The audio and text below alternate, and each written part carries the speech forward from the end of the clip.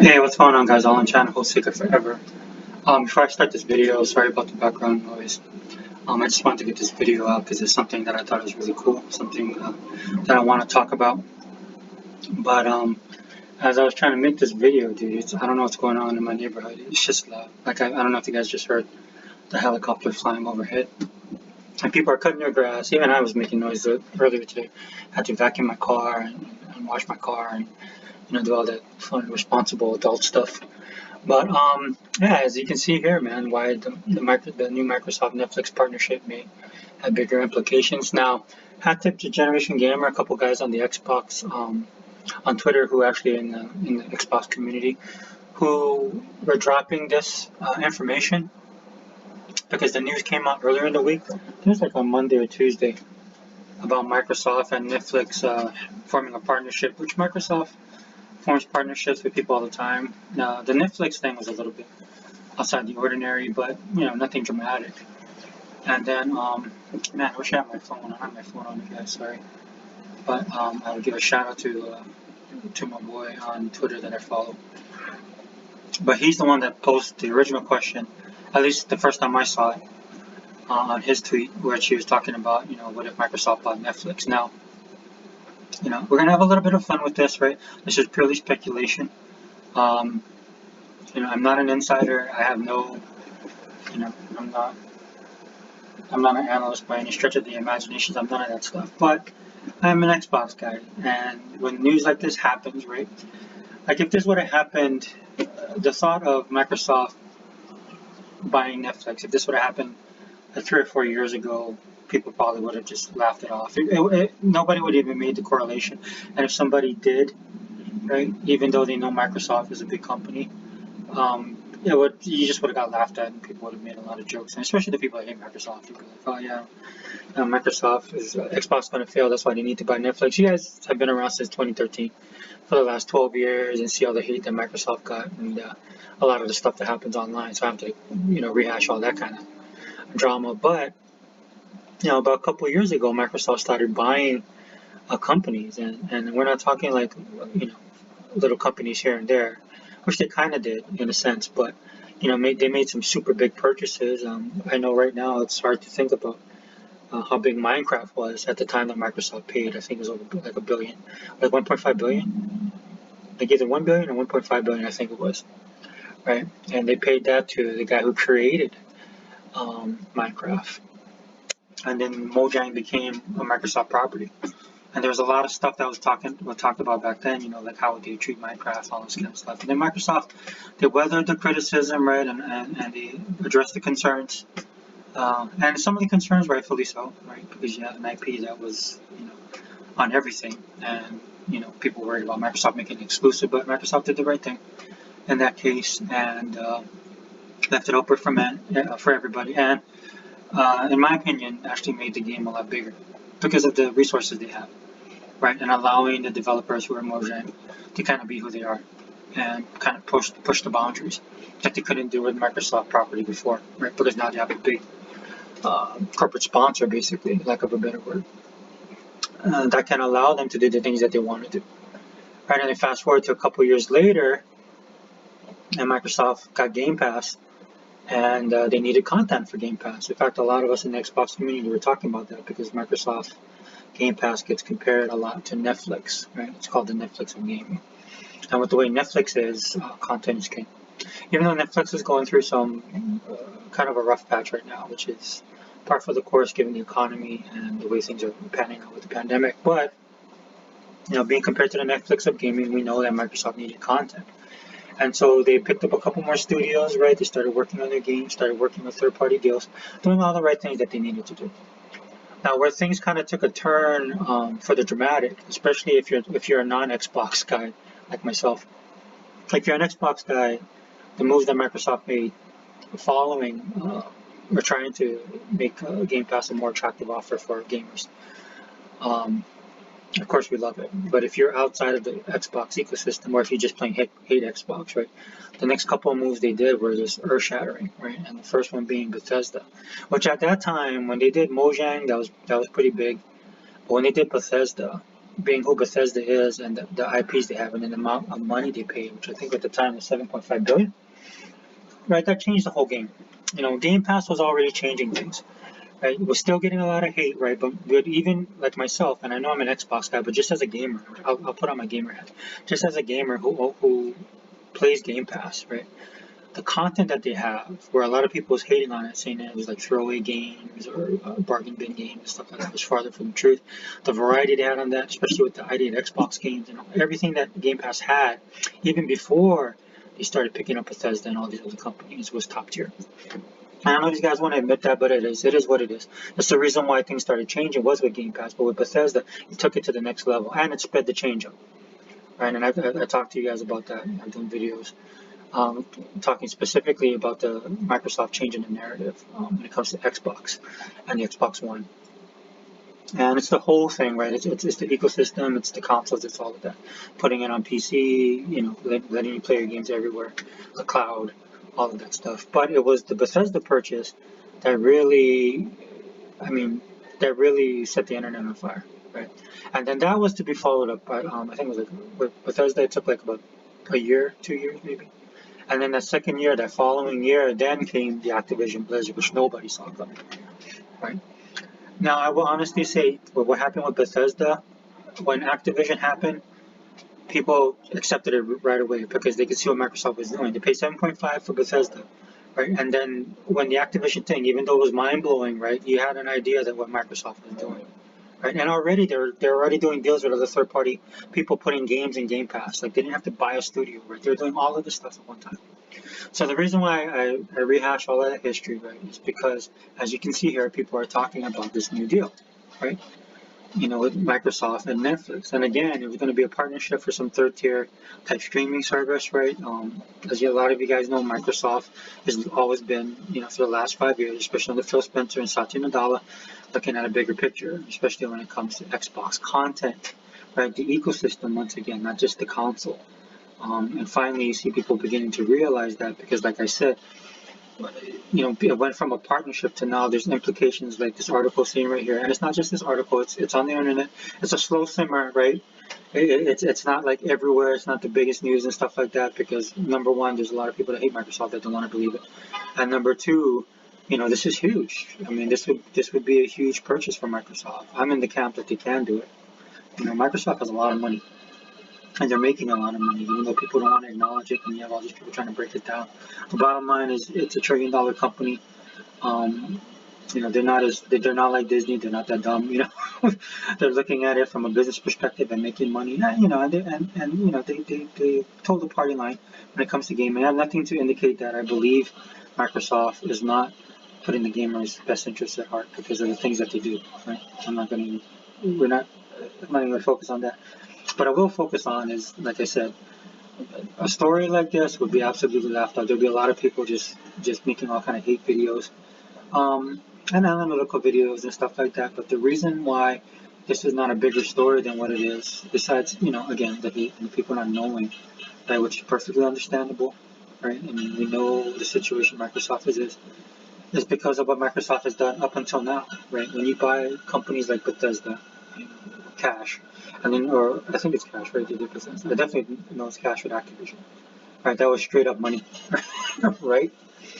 And when you do moves like that, nothing's off the table. And that's what I said after the Bethesda purchase.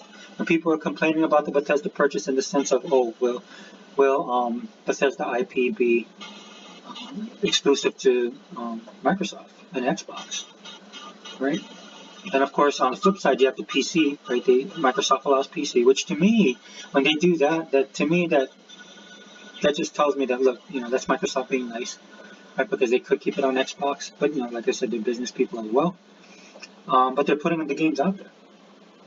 But after all of that, when people are saying no, they won't do it, they'll have to, they can't afford not to.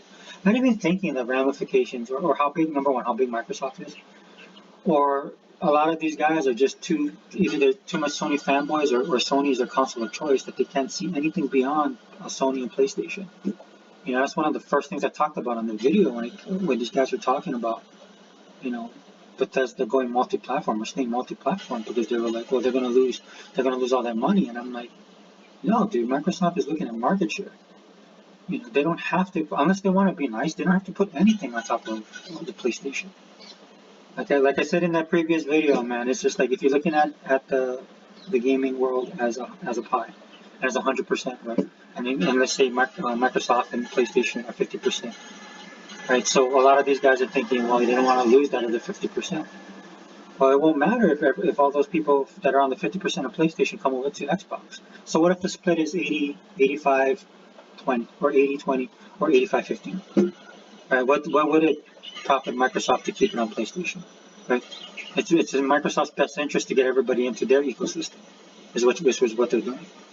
Right? And they built this stuff up. This didn't happen overnight. They built this stuff up, right? And this is what they've been doing. Right? So when you look at what Microsoft needs for the future, right, the way they've been building Game Pass, their subscription service, and the ecosystem, you know, it's easy to look at it and say, wow, you know, Netflix would be a good pickup for them. And because of the way Microsoft basically, you know, the way they bought Bethesda, the relationship they have with Bethesda, but when they picked up Activision and Blizzard, they got it at a time when Activision and Blizzard are going through a lot of trials and tribulations right now.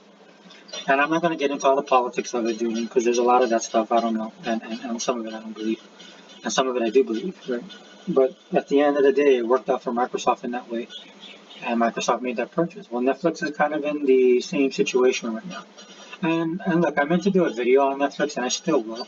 As I said in my first video, my return video, I'm going to be doing a lot of pop culture stuff. I just did a video talking about my Thor: Love and Thunder, um, which you can check out on the channel. But this is the kind of stuff that I want to be talking about. But yeah, it's not just out of the realm of possibility for Microsoft to make a big purchase like this because of the amount of money they have, the amount of capital they have, the amount of money they're making, right? And because of the way they built their ecosystem, Netflix would technically fit right in. Netflix is, like I said, going through some stuff. Right, they're still a big company that will cost Microsoft some dough if they actually picked up on Netflix. But I mean, overall, if you're looking at the future, given the kind of company that Microsoft is, you know, a streaming service like Netflix would do far to actually build their online presence, especially with the cloud and stuff like that. And I'm not saying this is going to happen, right? But the great thing I love about this, more importantly, this will be my final point, is that it just continues to destroy the narrative that Xbox is a dying company or a dying console, and then Microsoft is going to get rid of them, and that all the Xbox people need to worry because we don't have any games. You know, again, one of the reasons I brought my channel back is because of what happened at the last event that Microsoft has. It was just irritating to watch people, you know, complain and bitch and moan about stuff and not recognize, you know, what they have now. And so when you have these guys and all the haters start coming on and stuff like that, I love to see stories like this, right? Because a lot of times a story like this will put the fear of God back on, right? You know, Microsoft was on a roll, right? And then they got a little bit of a setback by what was it? Redfall, and Starfield. I was going to say Stargate, sorry. But when those two games got delayed, which again I was disappointed, didn't bother me all that much, right? Because I'm playing games, like Sega Man says, we eating good over here, right? And then these dudes come out of the woodwork, you know, you Red Dragons, you know, all the the usual suspects.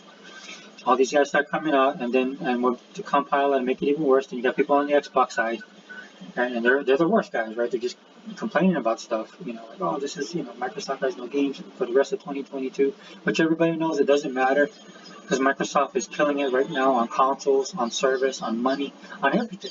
And they don't have the AAA titles, right? They don't have those first-party titles that everybody talks about, which tells me just that if you follow any type of trend on Twitter, you know it's all BS, right? Because Twitter's a small environment within the social media. They might get a lot of, you know, people on there might have large microphones, but it doesn't sway things on the level that people think it does. And that's the same thing with the third-party stuff. That's why I'm glad that they kind of did delay the games because it gave Microsoft a chance to show that narrative is dead.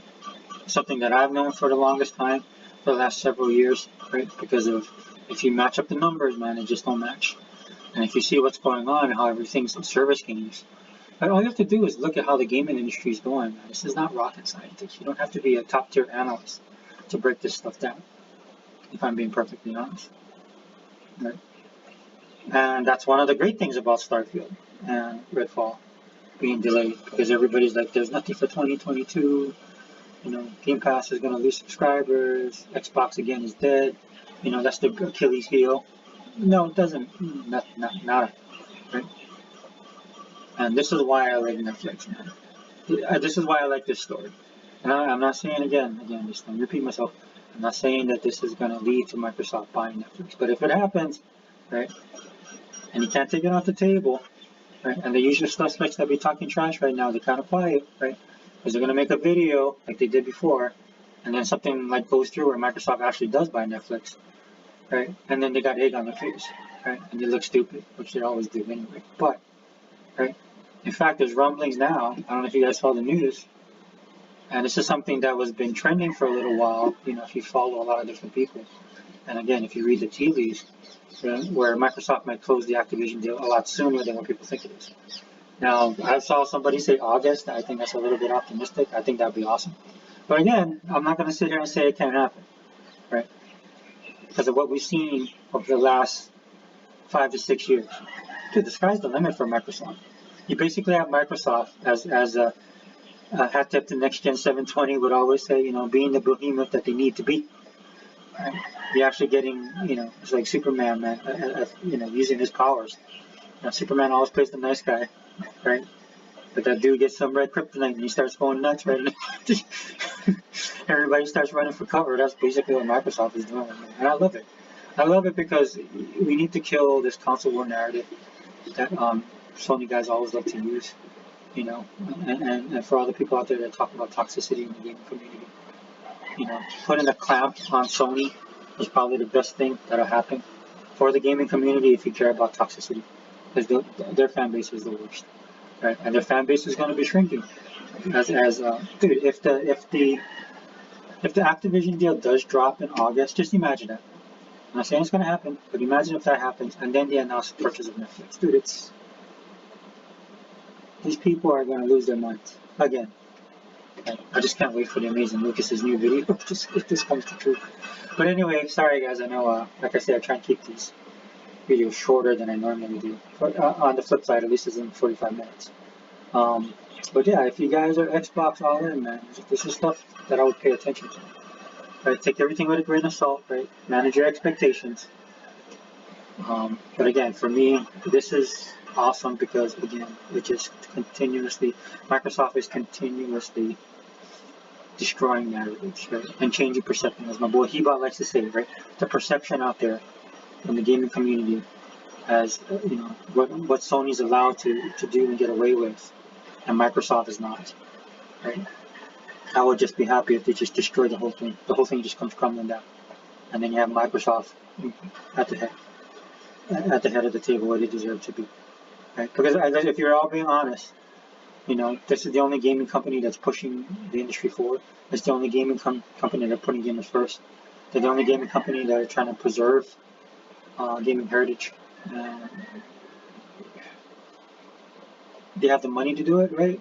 And I'm saying, I know a lot of people have concerns. We'll cross that bridge when we get there. But for right now, I say move full steam ahead. I think Microsoft, definitely, I've said this in the previous video, Microsoft needs to be the next Embracer, the next Tencent. Don't listen to all the haters out there. Do what you need to do to make your service the best service out there that everybody's, so that everybody comes to your service and that you control it. Because there's nobody else I would trust right now. And I'm not saying Microsoft isn't without their flaws, but they're the best thing right now. So I'll definitely roll with that, especially since I'm an Xbox guy. Alright, so hopefully you guys like this new video. I hope you guys like the stuff that I'm putting out.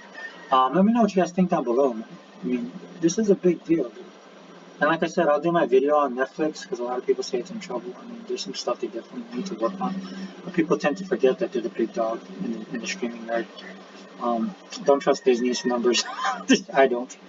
It'll be interesting when Disney has to do their next fiscal call, talk to their investors and stuff like that, and then more stuff is released, because I think they're flooding with numbers as far as the streaming stuff is concerned. You guys know I'm a big Disney fan, but you gotta call it like it is. And right now, a lot of people worried about Netflix. I mean, they got some, like I said, they got some stuff to work on, and like I said, I'll do a separate video on that.